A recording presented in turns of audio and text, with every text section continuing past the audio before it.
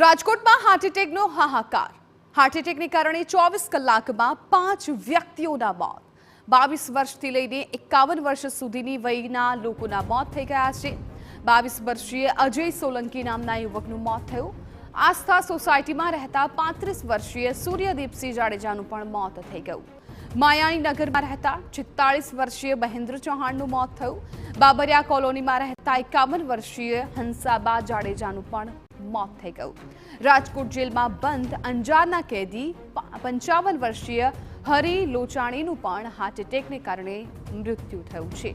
24 કલાકમાં 5 વ્યક્તિઓના હાર્ટ એટેકને કારણે મોત થયા છે। મોહિત ભટ્ટ અમારા સંવાદદાતા વધુ જાણકારી આપી રહ્યા છે। મોહિત, સૌથી વધુ ખતરો હાર્ટ એટેકનો રાજકોટ શહેરમાં લાગી રહ્યો છે, કેમ કે રાજકોટમાં જે રીતે કેસ આગળ વધી રહ્યા છે હાર્ટ એટેકના, ખૂબ ચિંતાજનક। 24 કલાકમાં 5 વ્યક્તિના મોત।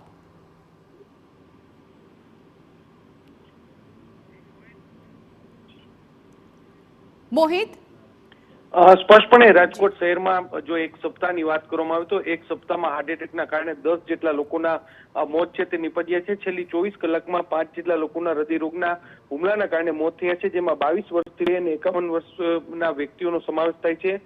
ગંભીર પ્રકારની બાબત એ છે કે 22 વર્ષીય અજય સોલંકી નામનો જે યુવાન છે તેના શનિવારના રોજ લગ્ન હતા અને એ પહેલા જ તેમનું હાર્ટ એટેકના કારણે મોત નિપજ્યું છે। આ ઉપરાંત જે આસ્થા સોસાયટીમાં 35 વર્ષીય વ્યક્તિનું, નગર વિસ્તારમાં 46 વર્ષીય અને બાબરિયા કોલોનીમાં 51 વર્ષીય જે મહિલા છે તેનું મોત છે તે નિપજ્યું છે।